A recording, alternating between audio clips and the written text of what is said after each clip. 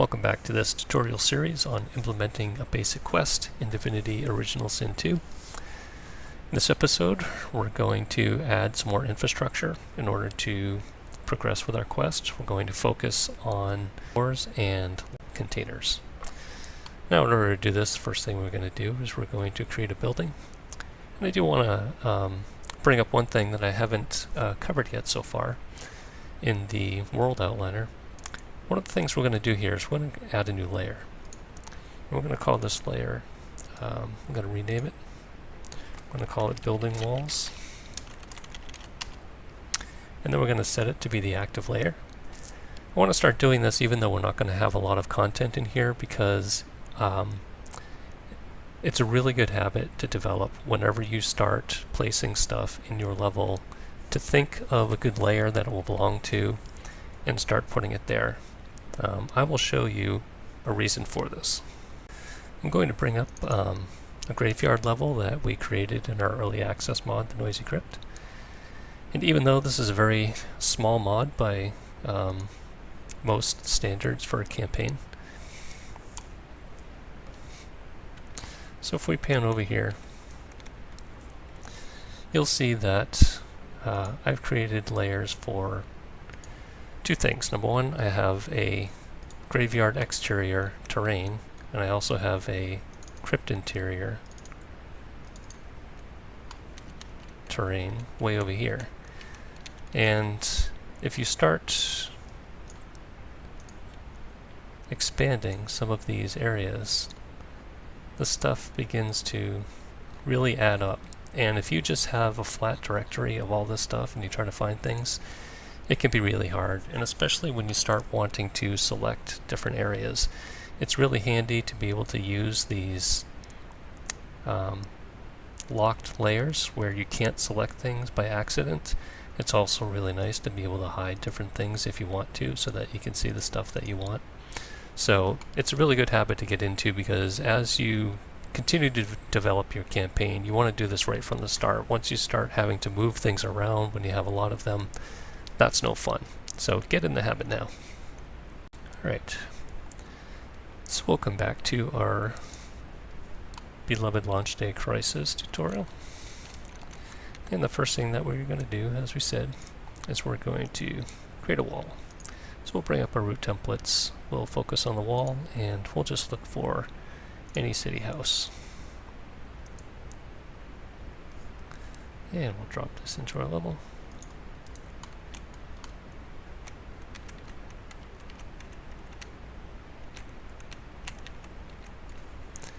We'll grab the edit wall.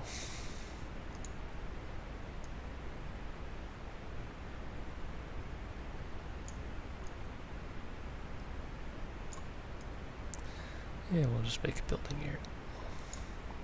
Doesn't really have to be too big or anything special.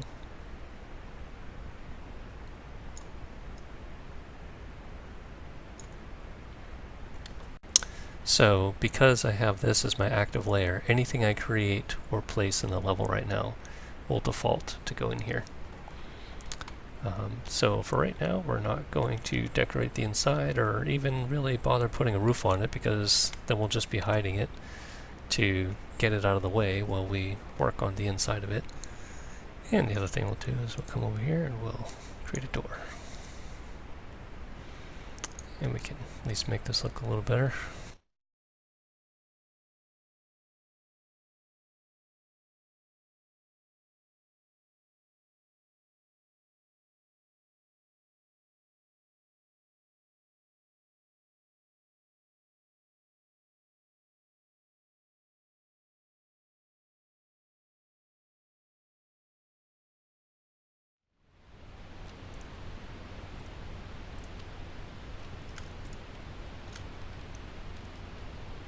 I'm not going to get too picky here, but we can at least get this looking a little bit symmetrical.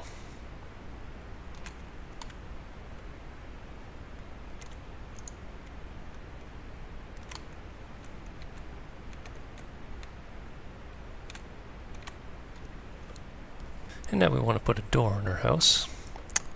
Before we do that, one thing I do want to do, that I usually do when I'm going to do something like this, I'll actually grab this and I'll do a translation,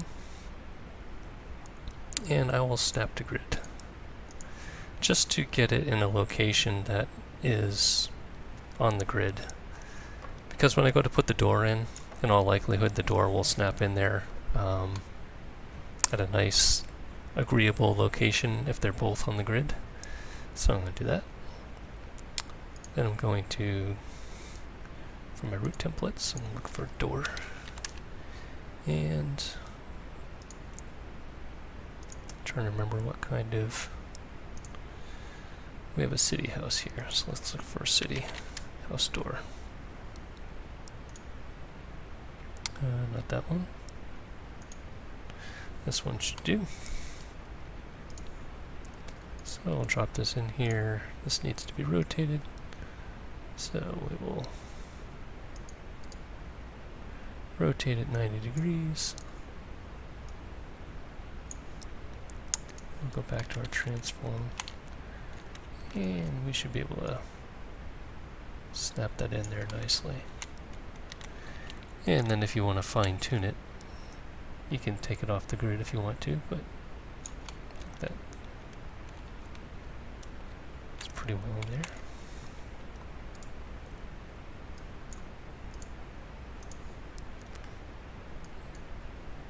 Then we could just bring it out a little bit. Oops.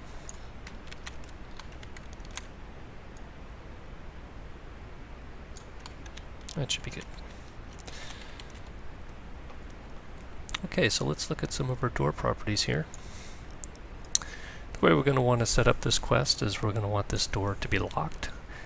And the only way that you can get inside is to either bash the door down, or you'll be able to pick the lock if your lockpicking is high enough. Or maybe we can create a master key, where if you're in possession of the key, you can open it. Now the first thing we should probably do is give our door a unique name. So we'll just say, I'll say generator building door. So let's begin with this scenario that you want this door to be locked and it can only be opened with a particular key. What we're going to do for that is we're going to come down here and we're going to type in key ID. We're going to say something like key generator front door.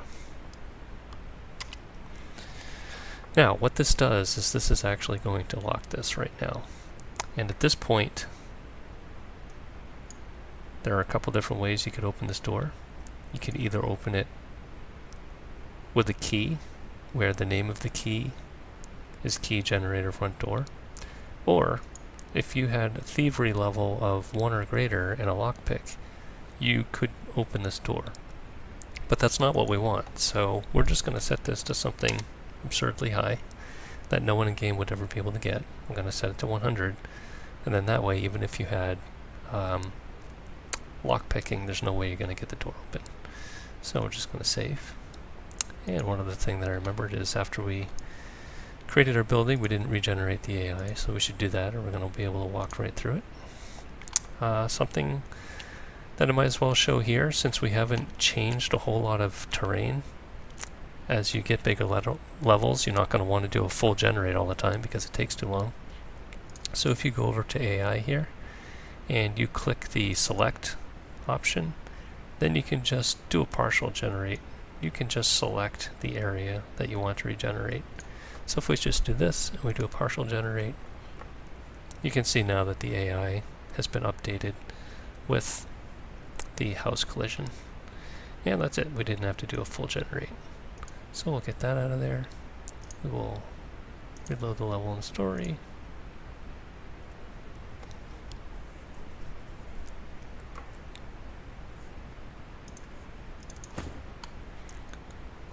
And if we come over to our door, we'll see it's locked.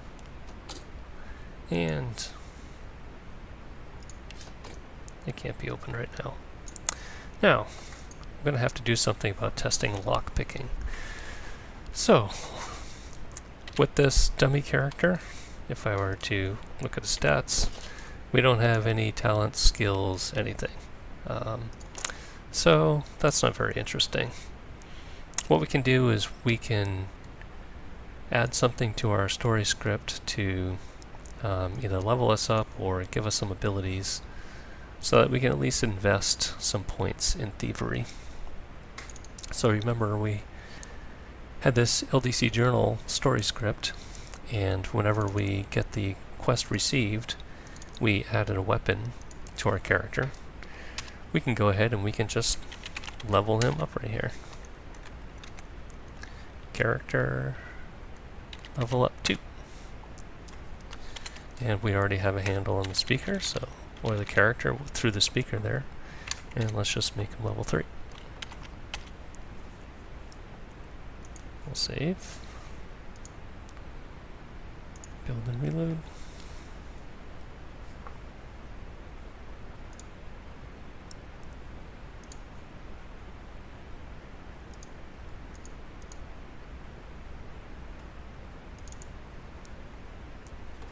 And we forgot to put character GUID up front.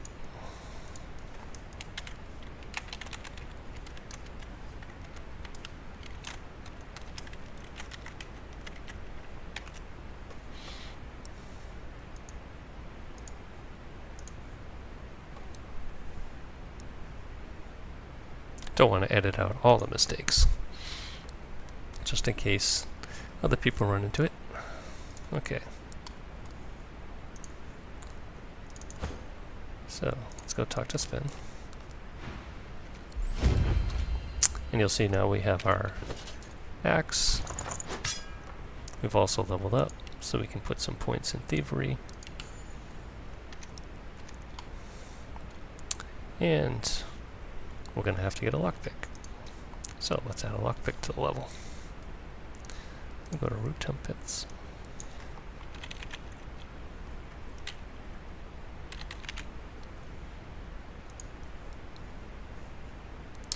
And once again, let's do this from scripting, since it gets messy just throwing all this stuff on the ground. So we can copy the GUID, go back to our story editor.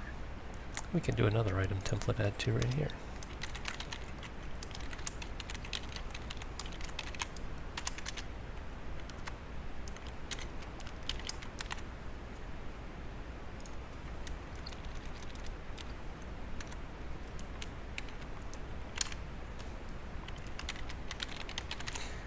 And let's try this count over here. Let's give a nice set of 3 lockpicks.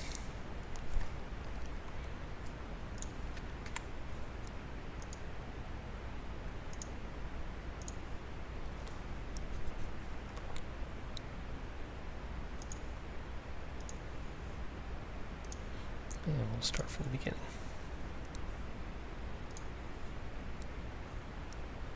As I mentioned in the last video, he's still going to have an axe, because even when you reload the level in story, and it also doesn't reset the character level, so he's already got the axe. Reloading level in story doesn't give you a completely clean slate. So you'll see we've got the lockpicks now. Let's see if we can pick this lock. We shouldn't be able to, because we should need thievery of 100. And as you see, it says, it even tells you, at level 100, this lock can't be picked. So let's make it possible to pick the lock. From the sidebar, we can come back down here, and let's just set this to level 1. We'll save that.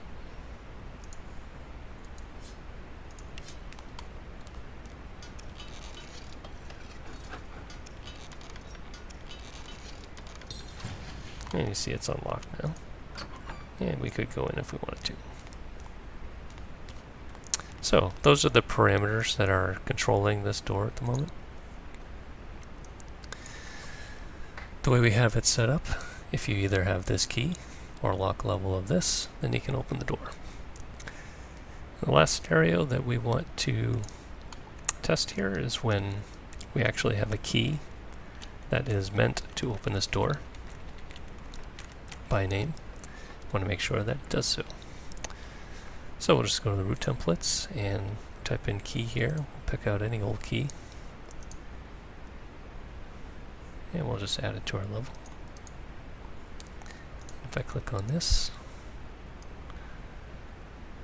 actually, let's go back to the door for a second. You remember that we gave a particular key ID name. We'll Control-C that. Then we'll go back over to the key. And down here, if you see, this item is checked by default on the root template item that we opened. When you highlight it, down here it says whether or not this item is a key that opens the item with the same key ID. So this is indicating that this object is intended to open something with this key ID. So if we put that in there, I believe that should be sufficient. We can begin our testing. We go and grab our key. We see the door is locked. We come over, and there we go. So now the player has a couple of different options in here. You can either find the master key to open it or have a high enough lockpicking. With those bases covered, let's think about a couple other things that we might want them to be able to do to get to the door. We had established that it was locked. Let's try to close this again. Under here you see the item state, the default state, that indicates whether or not the door is open or closed by default, and since we had already opened it, I just went and closed it now. But the other thing we might be able to do is bash the door down. Now let's say we really wanted to force the characters to find a lockpick or to find the master key in order to get through. Then one thing you might want to do is make the door indestructible, and we can manipulate that through the stats. If you see, by default the door that we had says general, door, normal. If we bring up the different available stats here, there are tons of them, so you probably want to filter. And if you start filtering on door, you'll see there are a few different available for us already. There's door cracked, fortified, indestructible, indestructible stone. The reason for the difference might just be, if we were to check it out, might be sound files or something like that. Then you have normal, strong, and weak. Now, for most cases, you can probably just infer the ones you want. For us, if we wanted the door to be indestructible, so that the player can't bash their way in, we could do this. And if we save, and then we go, and we put our sword on it, you'll see, oops, might as well go talk to Sven and get a weapon so that we can at least see the weapon being used.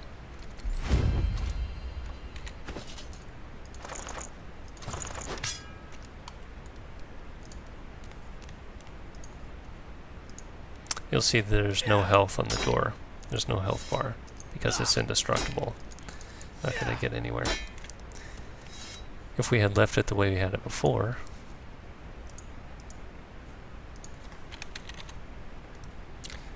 general, door, normal.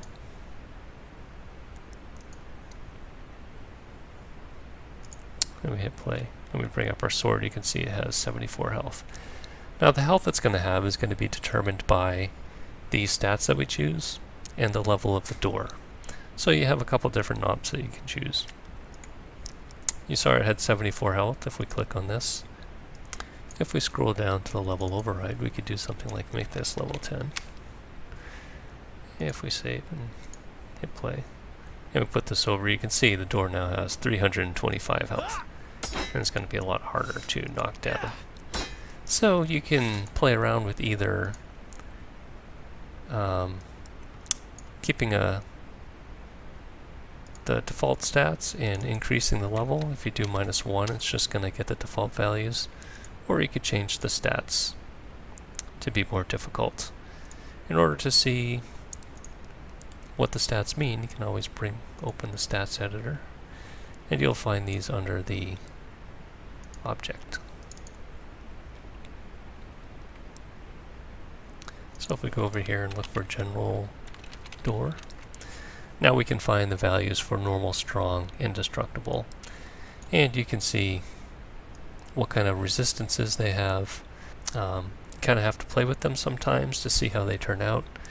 It's the same thing for creatures and their abilities, so you can see that a weak door has -50 physical resistance, so you can come and find the door that's right for you.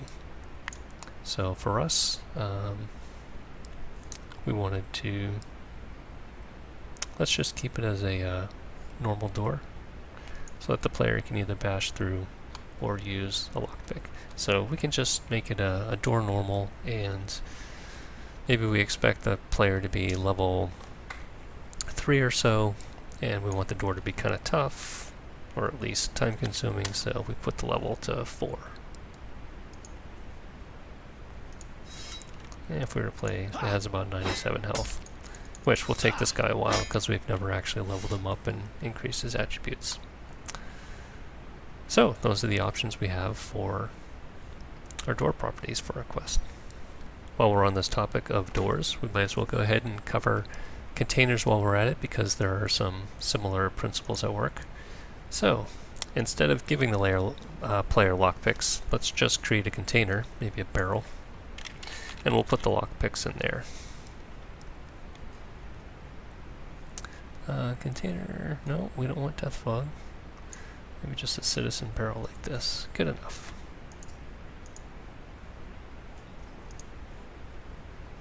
Yeah, we'll just put this over here.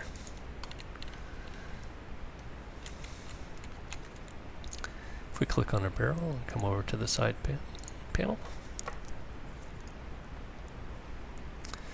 we can easily just add items to it. Over here, under items, you can bring up these, and you see that we have a whole list of things. They're listed by stats, root templates, or level items.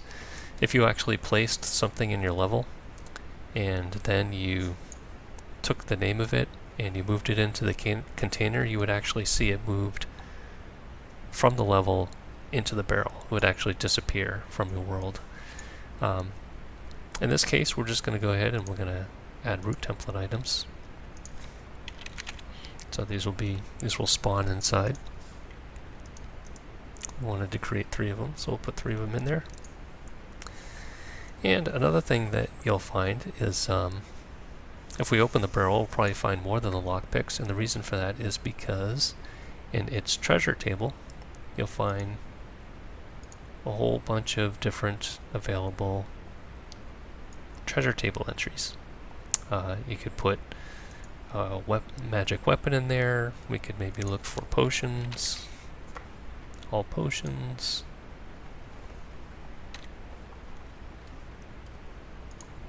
We could just throw that in there just to be able to see it.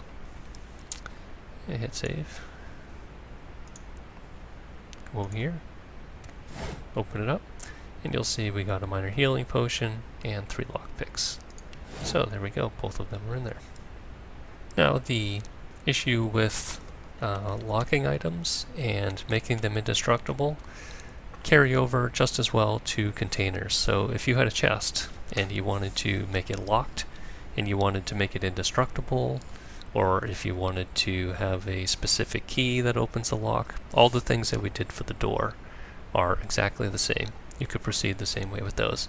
So we won't do it with the barrel, but now you know that if you want to create a locked chest, then you would give it a key name. You would decide whether or not you want a key in the world to exist that can open it. If you don't want a named key and you just want it to be opened by lockpicking, you just set the lock level that you want after you give it a key ID. And then you can also decide how hard it is to break open using the stats on the item. Now, I had mentioned those treasure tables in terms of other loot that can randomly drop from within the barrel. And once again, we can find those in the stats editor. If we go down to treasure table and double click on that, and for the barrel we had something like ST all potions. And I'm not an expert on this table, but I think you'll see some rather intuitive figures here. There's a start and end level, so you start to see a matrix of what can drop at which levels and the drop counts for them. And then you can see the object categories. So you see things like healing potion, armor potion, healing potion, so on and so forth. And if you want to find out what objects match those object categories, we could go over to the potions over here. And once we have this list of potions open, we could just Control F. And that'll bring up a find. Now the reason we want to use this and not this search box is because that just will filter right on here and it won't filter on columns. So if we do healing potion here,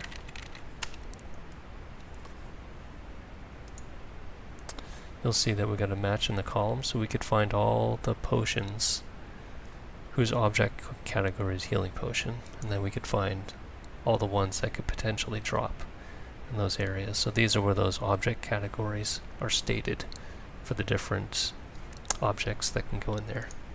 So that's how you can kind of figure out what kind of things are in the treasure table, so you can determine exactly what you would want to put there. And of course, if there's nothing that matches exactly what you want, you can always create your own treasure table entries for your own mod.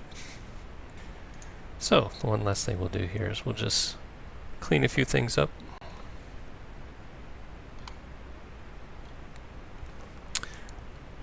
Since we have lockpicks in the barrel, we really don't need to give them through our story anymore, so we'll just take that out. We'll just leave them in the barrel. That was temporary. But we'll keep the leveling up though, so we can have the option of adding thievery to our character. Plus, in the one of the future tutorials, we'll probably want to cover encounters and combat. So it's a lot easier to do combat and play with some balancing if the player has a few levels under their belt. It can make it a little more interesting. Now, one other thing we probably should do here is we probably should leave that key out in the open, so easy to see. In fact, while we're at it, we can talk about one other property here that's important for placing your items. If we scroll down and we look at the Tooltip type, this is going to dictate how easy it is to see your object in the world. As it is right now, this says world and hover, which means if you put your mouse over the item, it will light up the display name. Or if you hold down the Alt key, it will display the object name. So you could do none, which means that you never see it. Or you could just do hover, which means you only see the object name when you hover your mouse over it. So let's look at the different options. If we do none here, we hit play. We put our mouse over it, all we do is get a little highlight of the object. If we hold the Alt key down, we don't see anything right now. If I highlight this, change the tooltip type to hover. Back to play. If I hold the Alt key down, I don't see anything. But if I put my mouse over the item, you can see the word key there. So that's what hover is. Now if we change it to world and hover,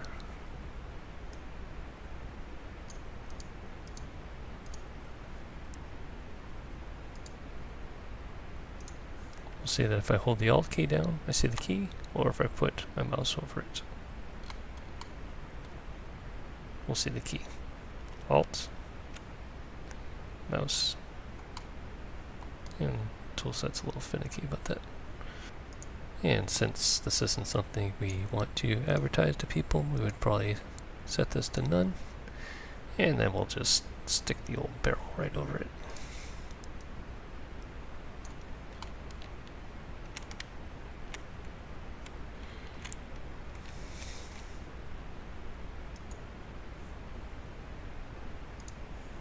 So now if the player is playing, they might come over here, they might get the lockpicks, go over to the door.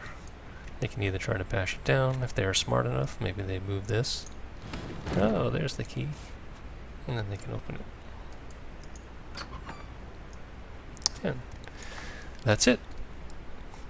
I hope this was useful for you.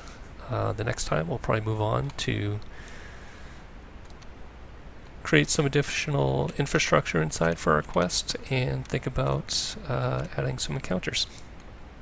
If there's anything in particular you would like to see in these tutorial videos, please do not hesitate to